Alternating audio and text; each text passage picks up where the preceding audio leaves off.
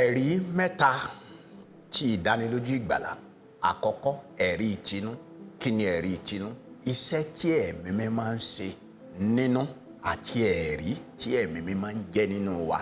Róòmù orí 8 ní ẹsẹ̀ 16. Ó ní ẹ̀mí tìkálára rẹ̀ ló ń bá ẹ̀mí wa jẹ́rìí wípé ọmọ Ọlọ́run la wá ṣe. Ní ẹsẹ̀ 14 rẹ̀ ó sọ wípé iye àwọn tá à ń ti ọwọ́ ẹ̀mí mímọ́ ṣamọ̀nà àwọn náà ni ọmọ Ọlọ́run. Ẹ̀rí tinú, ẹ̀rí tí ẹ̀mí máa ń jẹ́ nínú ẹni àti iṣẹ́ tí ẹ̀mí máa ń ṣe láti máa darí ẹni. Ẹ̀rí kejì ó ní ẹ̀rí tí òde, ìgbé ayé tó yí padà. Ẹni bá dẹni ìgbàlà, ìgbé ayé rẹ̀ lónìí yóò yàtọ̀ sí ìgbé ayé àná. Kọ́ríńtì kejì orí 5:17 wípé bí ẹnikẹ́ni bá wà nù Kristi ó ti di ẹ̀dá tuntun. Ohun àtijọ́ wọn ti kọjá lọ, kíyèsí ohun gbogbo sì di ọ̀tun. Bẹ́ẹ̀ni. Ẹ̀rí kẹta ó ní ẹ̀rí máa jẹ́ mi ìṣó. Kí ni ẹ̀rí máa jẹ́ mi ìṣó? Ẹnikẹ́ni tó bá ti di ẹni ìgbàlà yóò máa gbọ́ràn sí ọ̀rọ̀ Ọlọ́run, yóò máa fẹ́ràn ọ̀rọ̀ Ọlọ́run, yóò máa fẹ́ràn Ọlọ́run, yóò máa fẹ́ràn àwọn ìránṣẹ́ rẹ̀, yóò sì máa fẹ́ràn àwọn ènìyàn ẹlẹgbẹ́ rẹ̀.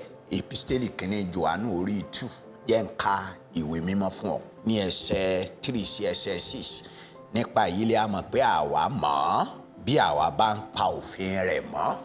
Ìgbọràn. Ẹni tí ó bá wí pé èmi mọ̀ tí kò sì pa òfin rẹ̀ mọ́, èké ni, òtítọ́ kò sì sí nínú rẹ̀. Ṣùgbọ́n ẹnikẹ́ni tó bá ń pa òfin rẹ̀ mọ́, lára rẹ̀ ni a gbé mú ìfẹ́ Ọlọ́run pé ní tòótọ́. Nípa èyí ni àwa mọ̀ pé àwa ń bẹ nínú rẹ̀. Tó o bá wà nínú rẹ̀, wà á pa òfin rẹ̀ mọ́. Ẹni pé wà á máa gbọ́ràn sọ̀rọ̀ rẹ̀. Wà á sì nífẹ̀ẹ́ ọmọnìkejì.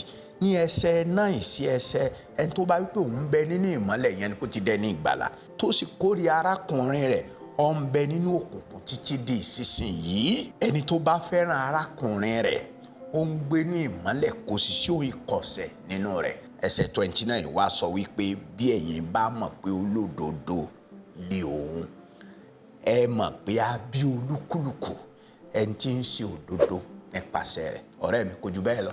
Ẹ̀rí mẹ́ta ni. Rí pé o fẹ́ràn fọ́nrán yìí, tẹ bọ́tìn mo subscribe. Bẹ́ẹ̀ ni, ìbáàjẹ́ orí Facebook, ìbáàjẹ́ YouTube, kí ló bá ti ń wò subscribe. Bẹ́ẹ̀ ni, sì pín pẹ̀lú ẹlòmíràn, yóò dára fún ẹ.